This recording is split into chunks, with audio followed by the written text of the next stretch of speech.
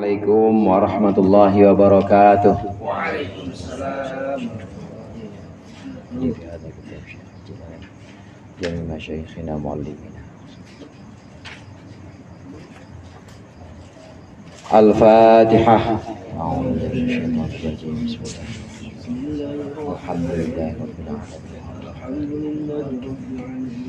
Iyyaka na'budu wa iyyaka nasta'in.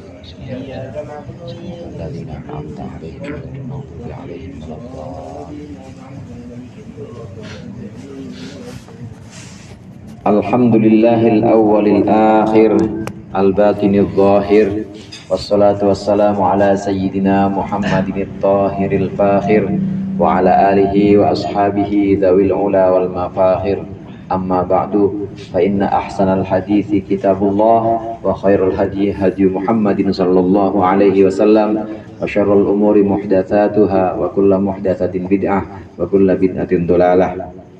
Yang sama-sama kita hormati dan kita muliakan Bapak Haji Mugni beserta Ibu Haji Ustadz Haji Muhammad Yasin beserta Ibu Hajah Atun, segenap jamaah Majelis Ta'lim Zahratul Buldan, Majelis Ta'lim Al-Hidayah, Majelis Ta'lim Al-Jihad, dan semuanya hadirin hadirat yang berbahagia. Alhamdulillah malam hari ini kita berkumpul kembali melanjutkan pengajian rutin kita 2 mingguan mengaji kitab tafsir Jalalain dan nanti kitab Al-Husunul Hamidiyah. Mudah-mudahan hadirnya kita di sini mendapat ridho Allah yang akan kita pelajari menjadi ilmu yang bermanfaat dunia akhirat. Amin ya rabbal alamin.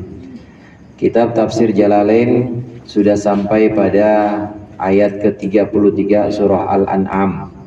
Dalam Al-Quran seringkali Allah menyinggung kita. Afala ta'qilun, di ayat sebelumnya. Afala ya'qilun, kadang dibaca ta'qilun, kadang dibaca ya'qilun, dua-duanya boleh.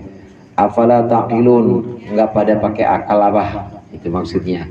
Afala ya'qilun, emang mereka enggak pada pikir apa? Enggak pada mikir, enggak pada menggunakan akalnya. Memang Al-Quran ini Allah turunkan kepada umat Nabi Muhammad sallallahu alaihi wasallam supaya kita umatnya ini benar-benar memaksimalkan potensi akal yang ada pada diri kita.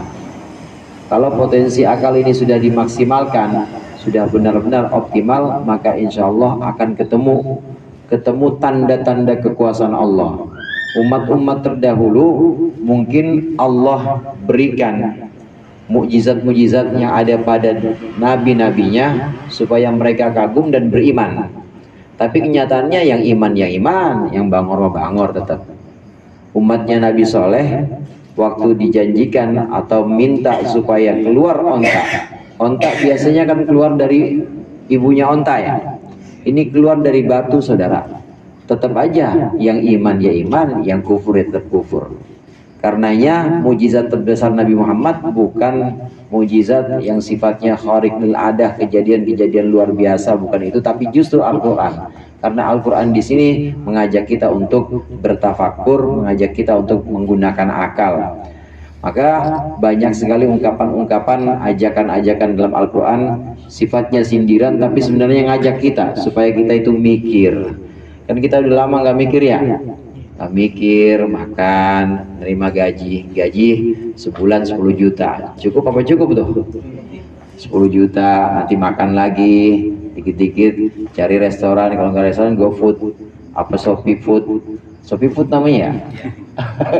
Dikit-dikit, udah lama nggak pikir, tapi Al-Quran menuntut kita untuk berpikir terus. Sebenarnya kita sudah disediakan waktu untuk tafakur. Antara lain lewat 5 waktunya sholat, itu adalah waktu kita untuk tafakur, untuk kita merenungkan penciptaan kita dari mana, sekarang lagi di mana, dan mau kemana. Itu sebenarnya sholat adalah 5 waktu di mana kita disediakan oleh Allah untuk mikir, untuk bertafakur. Karena kalau kita nggak mikir, kalau kita hanya sibuk dengan kepentingan yang sifatnya ini badani, jasmani, maka nggak adanya beda kita sama ikan lele yang ada di samping saya. Itu yang di kolam Ustaz maksudnya. Jadi cuma makan, habis makan apa habis makan biasanya? Tidur. Habis tidur ya kalau ngelihat perempuan ya waktunya kawin dikawin, nggak ada pikirannya. Tapi kalau manusia dituntut untuk berpikir. Al-Quran seringkali menyinggung ini, singgungan ini sebenarnya untuk mengajak kita berpikir. Karenanya belajar atau ngaji tafsir ini juga bagian dari memaksimalkan pikiran kita, daya pikir kita yang seharusnya kita maksimalkan. Ini antara lain adalah lewat ngaji ini, supaya kita bisa merenungkan. Ada di ayat 33 yang akan kita baca berikut ini. Qala Allah Ta'ala wa huwa asdaqul qailin. Qad na'lamu innahu la yahzunuka alladhi yaqulun. قد نعلم إنه ليحزنك الذي يقولون فإنهم لا يكذبونك ولكن الظالمين بآيات الله يجحدون. Qad na'lamu, qad litahqiq. Qad ini adalah huruf litahqiq untuk kesungguhan. Tahqiq itu satu makna yang artinya sungguh-sungguh, benar-benar. Qad itu ada yang punya waktunya makna tahqiq yang artinya sungguh-sungguh. Ada yang punya makna takrib. Takrib itu qarib, artinya dekat. Seperti qad qamatis shalah, sering kita dengar tuh. Qad qamat itu artinya bukan sungguh-sungguh berdiri, bukan, tapi sudah dekat, bahwa sholat sudah akan berdiri. Qad qamatis shalah. Bapak-bapak Jumatan biasanya lagi pulas tuh. Qad qamatis shalah dibangunin sama sampingnya. Bang. Udah dekat waktunya sholat. Ini qad yang artinya takrib. Nah kalau di sini qad yang artinya tahqiq, artinya benar-benar, sungguh. Qad na'lamu, sungguh kami mengetahui.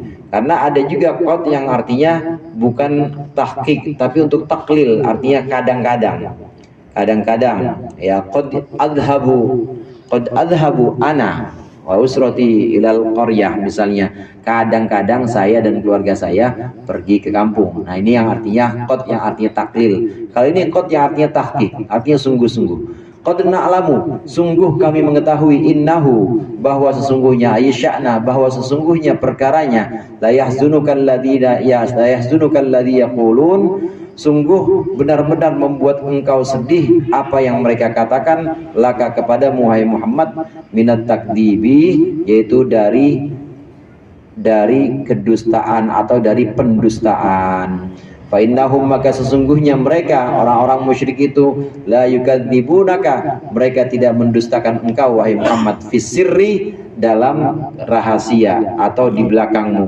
li'ilmihim, karena mengertinya mereka, annaka, bahwa sungguhnya engkau Muhammad shadiqun, itu benar. Wa fi qiraatin, dan dalam satu qiraah sab'ah bitakhfif, jadi bisa fa innahum la yukadzibunak, boleh juga fa innahum la yakdzibunak, boleh dibaca dua macam. Ay la yansibunaka ilal kidbi, mereka tidak menghubungkan, tidak menisbatkan engkau kepada kebohongan. Walakinnadz zalimina, tetapi orang-orang zalim, wada'ahu maudhi'al mudmar. Lafaz adz-dzalimin ini Allah letakkan di letaknya isim domir, maksudnya bisa saja tetapi mereka. Cuma untuk Allah di sini, oleh Allah di sini disebutkan tetapi orang-orang zalim bi ayatillah, terhadap ayat-ayat Allah Al-Qur'ani, yaitu Al-Qur'an, yajhaduna, mereka berdusta atau mendustakannya, yukadzibuna, mereka mendustakannya.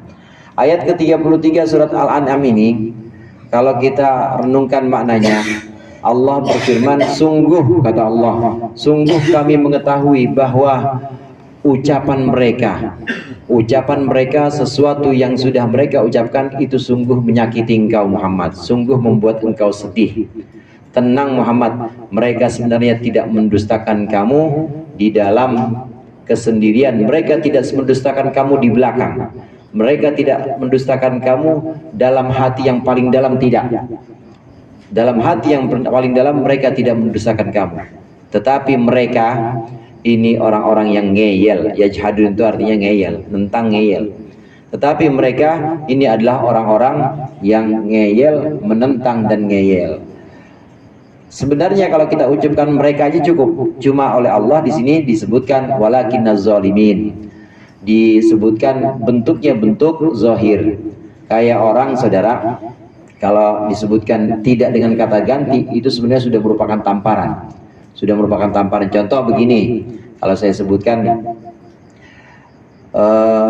orang, misalnya orang bojong kenyot aja ya, jangan orang sini ya.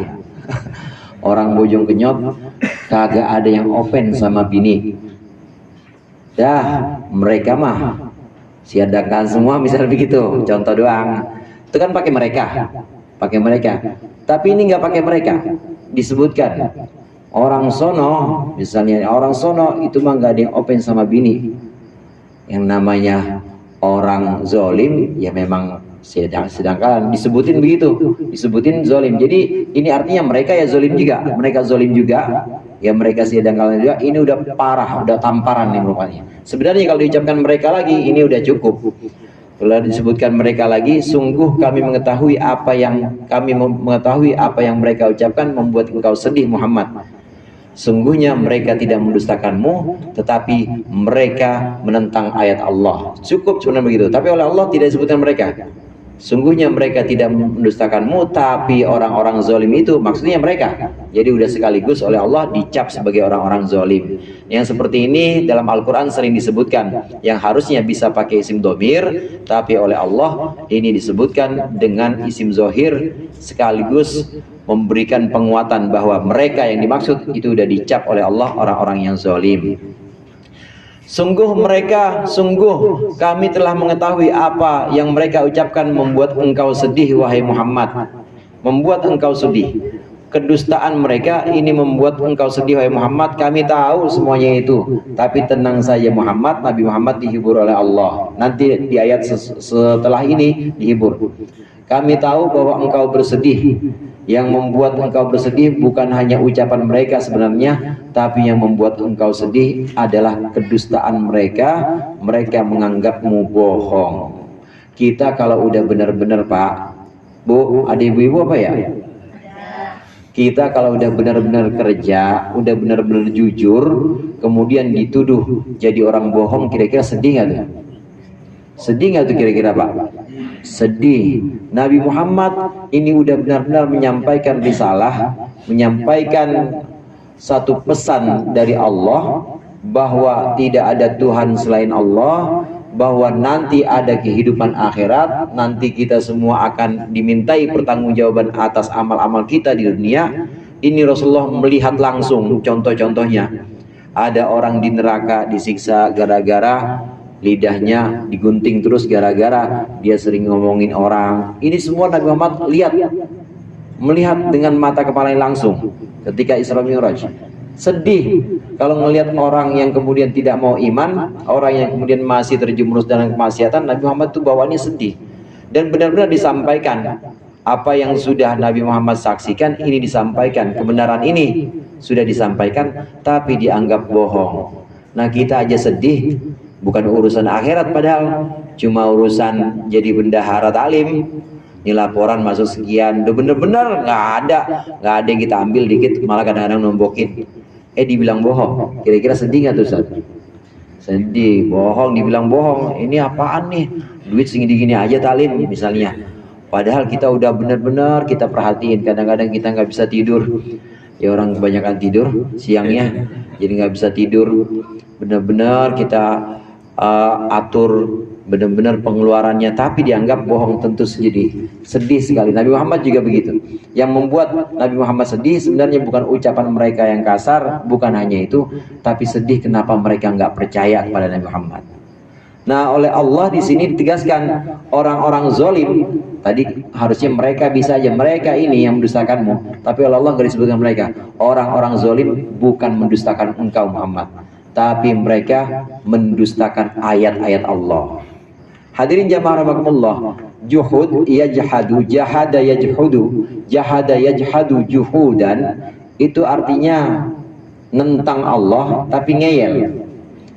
Ini ada dalam bahasa Arab, itu ada penentangan, ada satu penentangan yang sifatnya itu menerima dalam hati, tapi lisannya nggak mau menyatakannya. Itu ada yang seperti itu. Jadi ada beberapa macam. Ini bisa kita kaitkan dengan pembagian kufur menurut ulama.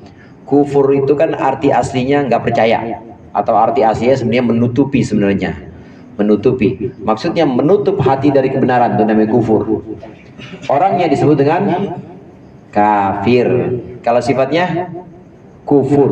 Kufur itu artinya menutup hati dari kebenaran. Kufur ini ada 4 macam. Yang pertama ada kufur inkar. Inkar itu nggak kenal. Yang namanya ingkar artinya nggak kenal. Kenapa malaikat yang bertanya dalam kubur namanya mungkar? Betul ya, mungkar ya? Karena memang nggak dikenal ada makhluk yang segalak dan seserem itu. Nggak pernah ada. Maka disebutnya mungkar. Nakir juga begitu. Nakir itu juga tidak dikenal artinya. Karena memang tidak pernah ada di dunia, di atas bumi, makhluk yang seserem dan segalak itu. Nakir. Artinya nggak ada yang kenal. Nanti baru dirasain, nanti baru kita lihat, nanti dalam kubur. Namanya nggak dikenal, namanya ingkar. Dari kata ingkar. Nakirah juga gitu, isim. Isim ada isim marifat, ada isim nakirah. Nakirah juga begitu, nggak dikenal, belum dikenal. Nah di sini kufur ada yang namanya kufur inkar, jenis kufur yang pertama. Kufur inkar ini benar-benar tidak kenal ada Tuhan, benar-benar tidak kenal ada zat yang maha kuasa di atas segala-galanya. Ini seperti kufurnya Fir'aun. Fir'aun itu bilang, ma'alimtu lakum min ilahin ghairi. Fir'aun itu bilang, wahai orang-orang Mesir, ma'alimtu lakum min ilahin ghairi. Aku tidak pernah mengenal ada satupun Tuhan selain aku untuk kalian. Itu kata Fir'aun. Aku nggak pernah kenal ada Tuhan lain selain aku untuk kalian, ya aku Tuhannya, kata Fir'aun. Dia nggak pernah kenal. Namanya kufur inkar. Orang yang menganggap bahwa alam semesta ini ada dan tanpa ada yang menciptakan, ateis. Dia menganggap tidak ada Tuhan. Itu namanya kufur inkar. Dia kufur nggak kenal ada Tuhan, nggak kenal ada satu zat yang maha kuasa. Namanya kufur inkar. Seperti kufurnya Fir'aun, kufurnya orang-orang ateis yang menganggap nggak ada Tuhan. Ingkar, benar-benar dia tidak kenal. Kemudian ada jenis kufur namanya kufur inad. Ada yang namanya kufur inad. Kufur juhud dulu, betul Ustaz. Ada namanya kufur juhud. Kufur juhud ini dalam hatinya dia meyakini ada Tuhan. Dalam hatinya meyakini bahwa Allah Maha Kuasa, tapi lisannya nggak mengucapkan itu. Lisannya tidak mengucapkan bahwa Allah Maha Kuasa dan Allah harus aku turuti perintah-perintahnya. Cuma kalau di dalam hati yang paling dalam, kalau ditanyain, dan dia kalau lagi bengong sendirian, iya saya lemah, ada satu zat yang Maha Kuasa. Cuma kalau buat mengikrarkan secara lisan bahwa saya nurut kepada perintah-perintah Allah, saya akan jauhkan larangan-larangan, nggak mau dia. Disuruh perintah sama Allah sholat, mah nggak mau sholat aja udah. Tapi kalau lagi diam, lagi bengong merenung, iya saya lemah, Allah Maha Kuasa. Ini jenis kufur yang kedua, beda sama yang pertama. Kalau yang pertama benar-benar nggak kenal. Kalau ini kalau ditanyakan dalam hati yang paling dalam, dari lubuk hati yang paling dalam, dia sadar, iya Allah Maha Kuasa, Allah punya perintah-perintah, Allah punya larangan-larangan, ya saya harusnya ngikutin. Cuma begitu keluar, zahirnya, lahiriahnya nggak terlaksana, nggak mau dia menjalankan perintah-perintah Allah. Ini seperti kufurnya iblis. Iblis itu dalam hatinya itu imannya benar-benar kuat kepada Allah, benar-benar mentauhidkan Allah, tidak ada Tuhan selain Allah. Sampai-sampai disuruh hormat, alasannya iblis, disuruh hormat kepada Nabi Adam, nggak ada sujud-sujudan, pokoknya sujud buat engkau aja ya Allah. Dalam hatinya begitu. Jadi iman kalau ditanyakan imannya dalam hati kuat banget. Cuma dalam hati aja, tapi begitu muncul di permukaan, ini namanya begitu muncul di permukaan ngeyel, namanya juhud nih. Ngeyel. Jadi di permukaan tidak sama sekali mengungkapkan tentang kebesaran Allah, tidak sama sekali mengungkapkan tentang kebenaran perintah-perintah Allah. Waktunya disuruh sujud atau disuruh hormat kepada Nabi Adam, nggak mau dia. tapi dalam hatinya benar perintah Allah, Adam itu mulia. Ini namanya kufur juhud. Ada kufur namanya kufur inad. Kufur inad ini dalam hati meyakini kebenaran agama Allah, lisannya juga sudah mengucapkan bahwa agama Allah itu benar, tapi kalau ikut agama belum mau dia. Ini seperti kufurnya Umayyah bin Abi Salt, kemudian kufurnya kufurnya ayahnya Ali, Sayyidina Ali, yaitu Abu Thalib. Menurut sebagian ulama, walaupun ada yang mengatakan ulama Ahlussunnah bahwa Abu Thalib itu masuk Islam sudah, karena beliau Abu Thalib ini dalam satu syair yang menyebutkan bahwa agama Islam ini adalah agama yang paling baik, agama yang benar-benar dibandingkan agama-agama yang lain, ini agama yang paling baik. Walaqad alimtu bi anna dina Muhammadin, sungguh aku tahu bahwa agama yang dibawa Muhammad adalah agama yang paling baik. Itu Abu Thalib mengatakan itu, tapi disuruh Islam belum mau. Namanya kufur inad. Nah kemudian ada kufur namanya kufur nifak. Kufur nifak ini kafir. Ini kufur nifak kebalikannya juhud. Kalau juhud hatinya iman, tapi ucapannya, zahirnya nggak mau. Tapi dalam hatinya kalau dia lagi merenung benar-benar takut, benar-benar iman kepada Allah. Cuma perlakuannya nggak menunjukkan itu. Nah kalau kufur nifak kebalikannya, hatinya ingkar atau hatinya nentang banget sama Allah, hatinya nentang banget sama Nabi Muhammad, tapi begitu di hadapan Nabi Muhammad ini manis banget di depan hadapan Nabi Muhammad. Jalannya pakai dengkul, yang ngesot-ngesot, cuma hatinya mah berak. Hatinya mah ya ngelawan banget sama Nabi Muhammad. Namanya kufur nifak. Orang yang disebut dengan munafik. Inilah orang munafik yang fid darkil asfali minan nar. Orang munafik yang jadi keraknya neraka di sana. Karena munafik itu yang diancam khalidina fiha, munafik yang diancam kekal di neraka adalah orang-orang munafik yang nifaknya nifak iman ini. Jadi dia kufur hukumnya karena dia munafiknya munafik iman. Dengan demikian munafik itu ada dua macam, saudara. Ada munafik amal, ada munafik iman. Munafik iman inilah yang kekal di neraka. Munafik iman ini yang masuk dalam empat jenis kufur. Munafik iman ini orangnya adalah orang yang dalam hatinya sangat menentang Allah, sangat menentang Nabi Muhammad, tapi lisannya, tetapi zahirnya ini menunjukkan kepalsuan. Saya cinta kepada Nabi Muhammad, saya cinta kepada para sahabat pengikut-pengikut Ansor, Muhajirin, tapi di belakang Nabi Muhammad ternaknya kaum Ansor, ternaknya kaum Muhajirin dibunuh-bunuhin, dibakar peternakannya. Itu ada yang seperti itu. Namanya Akhnas. Namanya Akhnas bin Syuraik.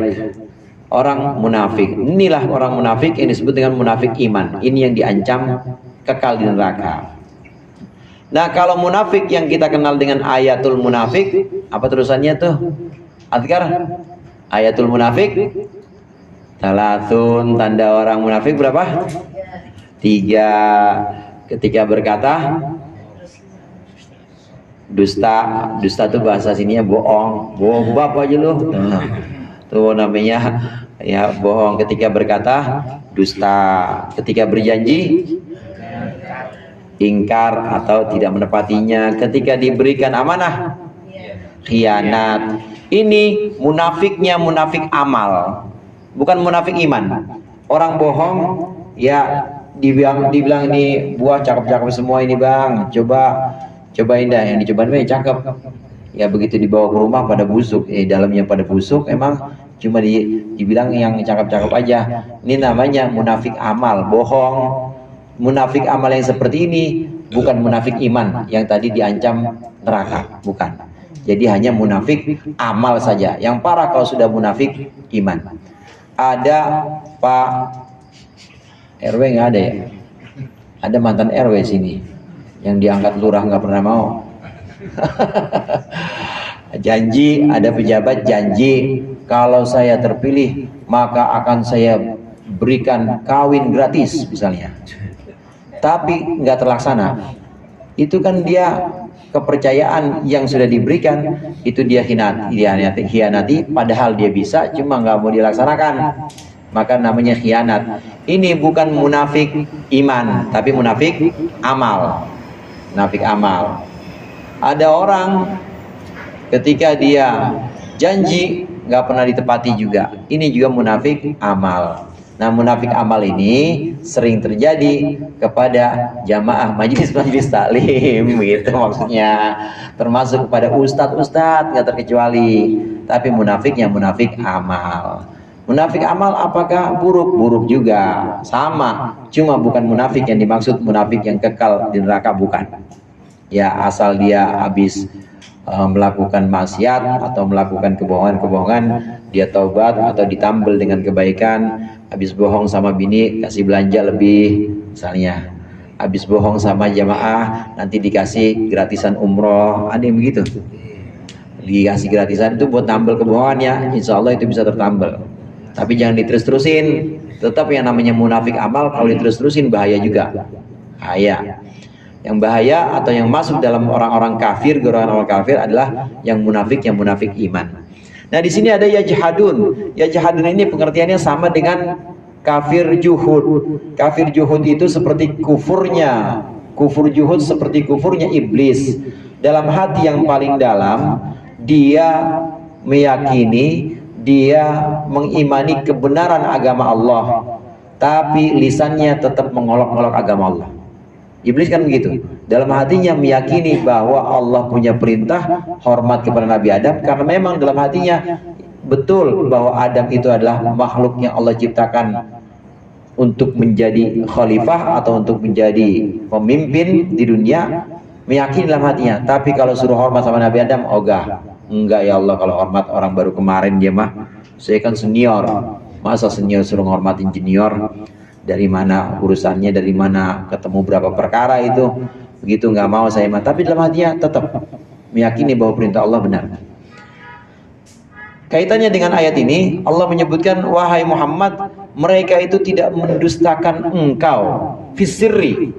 Dijelaskan oleh Imam Jalalain, mereka tidak mendustakanmu dalam kesendirian. Artinya di dalam hati yang paling dalam, dari lubuk hati yang paling dalam. Dan kalau dia merenungkan, benar Muhammad tuh nggak pernah bohong.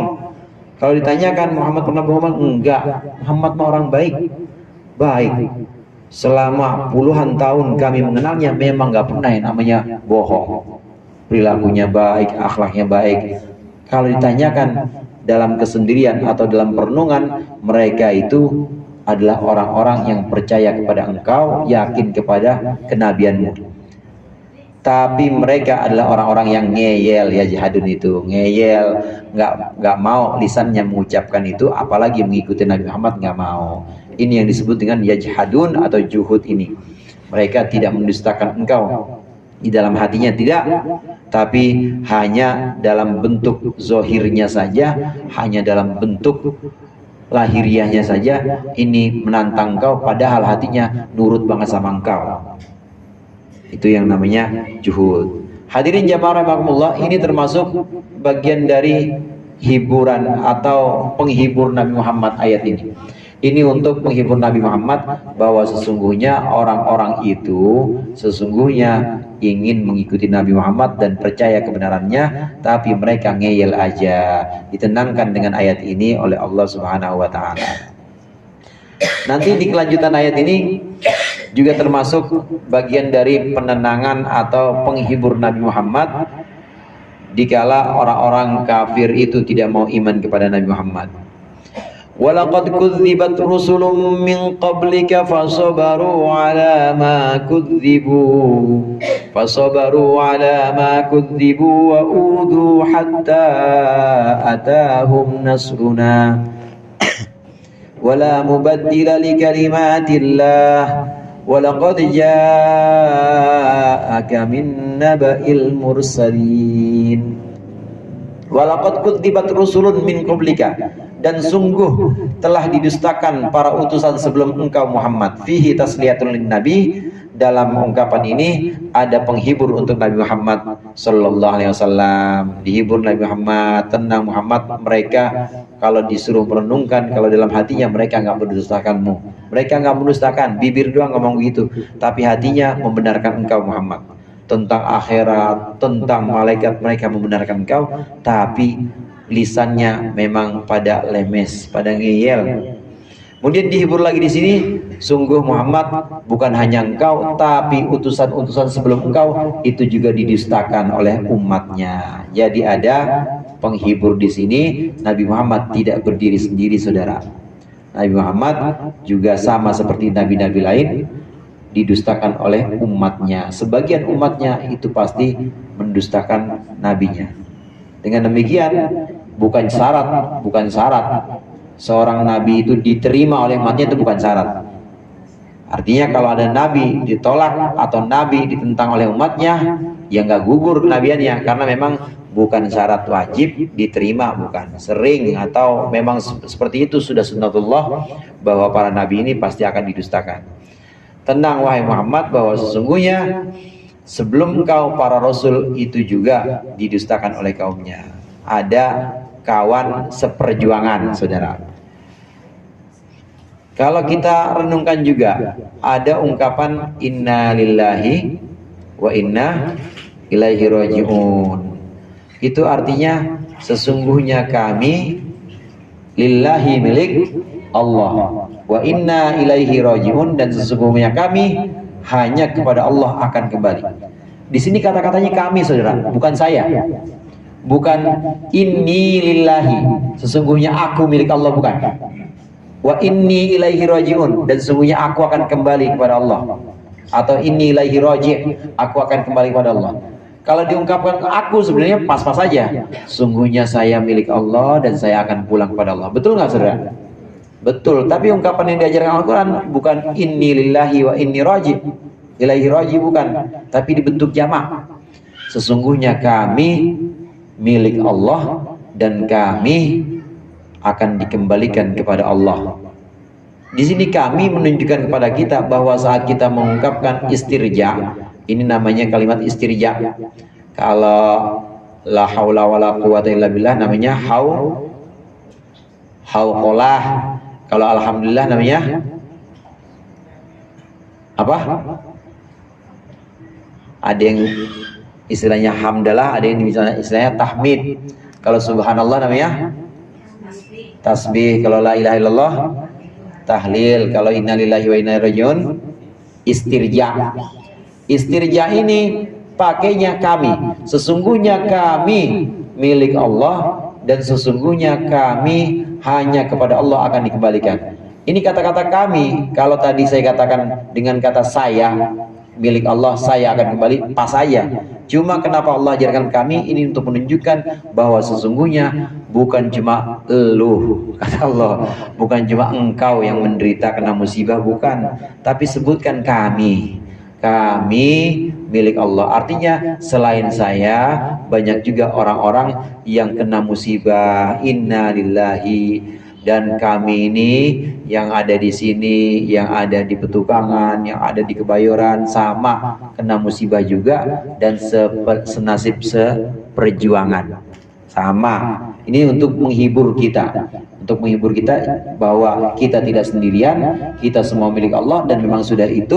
Kalau Allah menentukan musibah sudah kena kepada kita, maka kita harus pasrah, kita harus mengadu hanya kepada Allah. Ini bentuk-bentuk domir jamaah seperti ini dalam istirja memang untuk menenangkan kita, untuk menghibur kita, supaya kita yakin bahwa bukan cuma kita yang kena musibah, orang-orang juga banyak yang kena musibah. Nabi Muhammad dalam ayat ini juga dihibur bahwasannya wahai Muhammad, dulu utusan-utusan sebelum engkau ini juga didustakan. Tenang saja Muhammad. Fasobaru ala ma kudzibu wa udu. Fasobaru, lalu mereka para utusan itu sabar, ala ma kudzibu, atas apa-apa yang mereka didustakan, atas kedustaan kaumnya, wa udu, dan mereka disakiti, hatta atahum, sehingga datang kepada mereka nasruna, pertolongan kami, bihlaki qaumihim, dengan menghancurkan kaumnya para utusan, kaumnya Rasul. Fasbir, maka sabarlah engkau wahai Muhammad, hatta ya'tiyakan nasru, sehingga datang kepadamu apa nasru, pertolongan, biihlaki qaumika, dengan menghancurkan kaummu. Sabar wahai Muhammad, sabarlah, utusan-utusan sebelummu, kata Allah, utusan-utusan sebelum engkau pun didustakan. Nah, mereka para utusan itu sebelum engkau, mereka bersabar, mereka disakiti, mereka didustakan, hingga sini, hingga datang pertolongan kami. Datang pertolongan kami kepada mereka untuk menghancurkan kaum mereka. Kaumnya Nabi Soleh namanya kaum Tsamud. Kaum Tsamud itu dihancurkan oleh Allah dengan angin, mati semuanya. Itu udah datang pertolongan Allah. Kaumnya Nabi Hud namanya kaum Ad, itu juga begitu. Allah hancurkan, diam-diam pada di rumah. Hari pertama mulai pada merah badannya. Hari kedua, ini hari pertama kuning, pucat. Hari kedua pada merah, hari ketiga hitam, pada ngedekem semuanya di rumah, dalam keadaan mati. Jasimin mati semuanya di rumah. Itu umatnya Nabi Hud yang disebut dengan kaum Ad, mati. Ini sudah datang pertolongan Allah, maka dihancurkan umat-umat sebelum Nabi Muhammad. Tenang saja Muhammad, tenang, kata Allah. Sabarlah, karena utusan-utusan sebelummu pun seperti itu, didustakan, disakiti, hingga datang pertolongan kami, dan kami hancurkan umat mereka yang mendustakan para utusan itu. Hadirin jamaah rahimakumullah, dalam bahasa Arab, hatta itu punya mana goyah. Goyah itu artinya ya sehingga, puncak.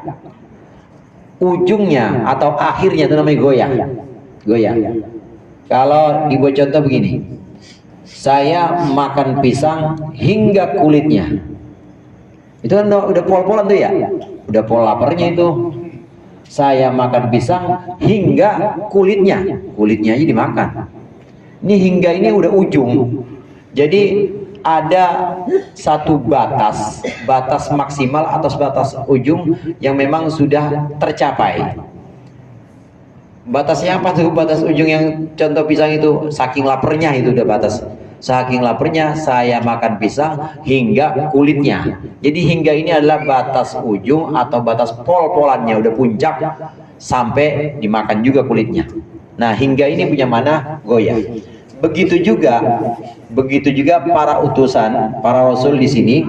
Ini batasnya, batas apa? Batasnya fasobaru, mereka sabar. Kemudian batasnya itu apa? Batas kesabaran. Mungkin kita sering ya, kalau itu sabar ada batasnya bos, misalnya gitu ya.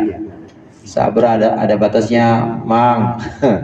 Ini udah berapa bulan saya tagih belum bayar juga, suruh sabar mulu misalnya. Sabar atau ada batasnya. Sebenarnya yang ngebatasin sabar itu kadang-kadang diri kita sendiri. Harusnya siapa memang yang membatasi sabar? Harusnya yang membatasi sabar adalah Allah. Kapan batas sabar itu? Menurut Allah, batas sabar menurut Allah sesuai ayat ini adalah ketika Allah mendatangkan pertolongannya. Bisa kita ambil dari fasobaru ala ma kudzibu wa udu hatta atahum nasruna. Para utusan sabar, disakiti, didustakan, mereka bersabar semuanya. Dan kesabarannya itu batasnya kapan? Mereka nggak pernah batasi kesabaran para utusan. Nabi-nabi tidak pernah membatasi kesabaran, tapi yang membatasi Allah. Artinya apa? Kami hancurkan. Nah, itu ujung sabarnya itu.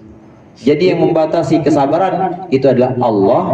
Dalam contoh ini para nabi, para utusan, ini kemudian Allah datangkan pertolongan. Ini adalah goyah atau ujung dari kesabarannya. Kita juga demikian saudara. Kalau kita sabar, jangan dibatasi, sabar aja. Ntar Allah datangkan pertolongannya. Ya mungkin dengan satu kebahagiaan buat kita, atau mungkin dengan satu kerusakan untuk orang yang musuh sama kita. Itu yang namanya kesabaran. Pasti ada batasnya, cuma jangan kita yang batasi. Yang batasi siapa? Allah. Kapan itu Allah membatasi kesabaran kita? Artinya kesabaran kita sudah membuahkan hasil ketika Allah datang dengan pertolongannya kepada kita. Itu berarti udah pol, namanya goyah, sampai atau hingga kami datangkan. Nah, dari ayat ini kita dituntut juga untuk meniru para rasul, meniru Nabi Muhammad SAW. Sabar Sampai kapan sabar? Ustadz, sampai kapan sabar bos? Sabar sampai Allah datang dengan pertolongan Allah untuk kita. Pasti Allah akan berikan pertolongannya. Bisa dengan bentuk kebahagiaan untuk kita, bisa dengan satu kerusakan untuk orang-orang yang memang memusuhi kita, dan seterusnya. Ini sabar dibatasi, atau sabar ini memang yang membatasi adalah Allah. La mubaddila li kalimatillah. Tidak ada yang menggantikan kalimat-kalimat Allah, maksudnya mawa'idihi, yaitu janji-janji Allah, ancaman-ancaman Allah, itu tidak ada yang membatasi. Mubaddil itu artinya yang mengganti, yang mengganti. Kalimat yang dimaksud di sini bukan sekedar kata artinya, tapi janji-janji Allah. Tidak ada yang bisa mengganti janji Allah, tidak ada yang bisa mengganti ancaman Allah. Sudah merupakan ketetapan Allah bahwa orang-orang yang mendustakan para nabi, orang-orang yang mendustakan kebenaran pasti akan rusak. Tunggu aja ntar, liatin aja, liatin, pasti akan rusak.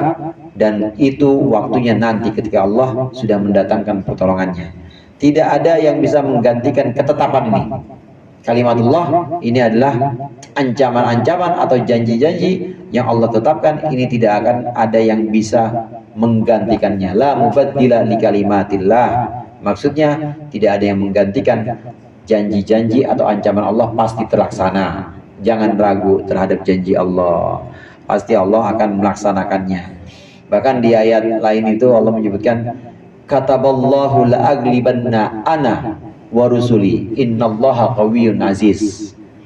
Kataballahu la aglibanna ana, Allah telah mewajibkan, Allah sudah menentukan, pasti ini sunnatullah. La aglibanna ana wa rusuli, aku dan utusan-utusanku akan mengalahkan mereka, kata Allah. Pasti itu.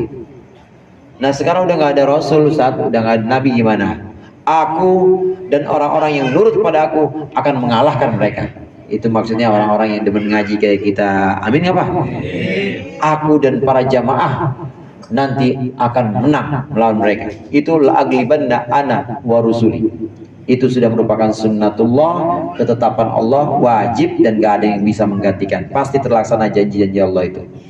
Walaqad ja'aka min naba'il mursalin, dan sungguh telah datang kepadamu min naba'il mursalin, cerita para utusan. Sudah diceritakan oleh Allah tentang cerita-cerita utusan sebelumnya, nabi-nabi sebelum Nabi Muhammad. Ini sudah disampaikan oleh Allah supaya menjadi penenang dan penghibur Nabi Muhammad, bahwa Nabi Muhammad tidak sendirian.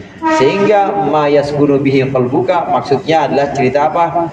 Ma, yaitu cerita yaskunu bihi qalbuka, yang menjadi tenang dengan cerita tersebut. Qalbuka, hatimu, hati tenang mendengar cerita umat sebelumnya juga didustakan.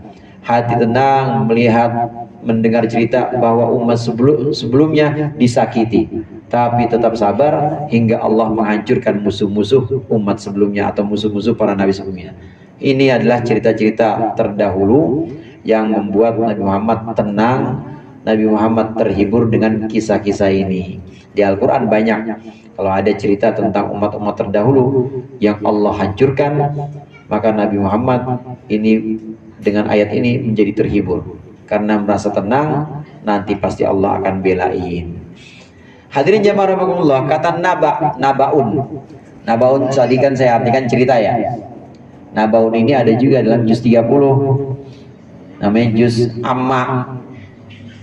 Amma yatasaalun anin naba'il azim. Amma, tentang apa? Yatasaalun, mereka bertanya. Tentang apa mereka bertanya? Anin naba'il azim, tentang cerita atau berita. Berita besar, berita agung. Naba itu artinya berita. Tentang berita. Nabaun artinya berita. Kata nabi kadang-kadang diambil dari kata nabaun ini. Maka kadang-kadang kata nabi itu bisa diucapkan nabiun, boleh juga nabiyun, boleh. Sallallahu ala nabiyyi, boleh. Sallallahu ala nabi'i, boleh juga. Kalau nabiyun dengan ya, maka asal katanya dari nabuah. Nabuah itu tempat yang tinggi, karena para nabi adalah orang-orang yang mencapai tempat tinggi. Tempat tinggi yang orang-orang lain gak bisa sampai. Ini karena ditinggikan oleh Allah, diangkat derajatnya. Dari kata nabwah maka jadinya nabiyun pakai ya. Bisa juga kata nabi dalam bahasa Indonesia nabi nabi doang. Ini bisa juga diambil dari kata nabiun yang asalnya dari naba ini, yang artinya berita. Nabiun itu artinya orang yang menyampaikan berita. Nah, kata-kata naba atau berita ini menjadi asal atau akar kata-kata nabiun, sedangkan kata-kata nabwah ini menjadi akar kata dari kata nabiyun. Dua-duanya berlaku dalam kalam Arab. Wa in kana kabura 'alaika i'raduhum fa in istata'ta an tabtaghiya nafaqan fil ardi aw sulaman fis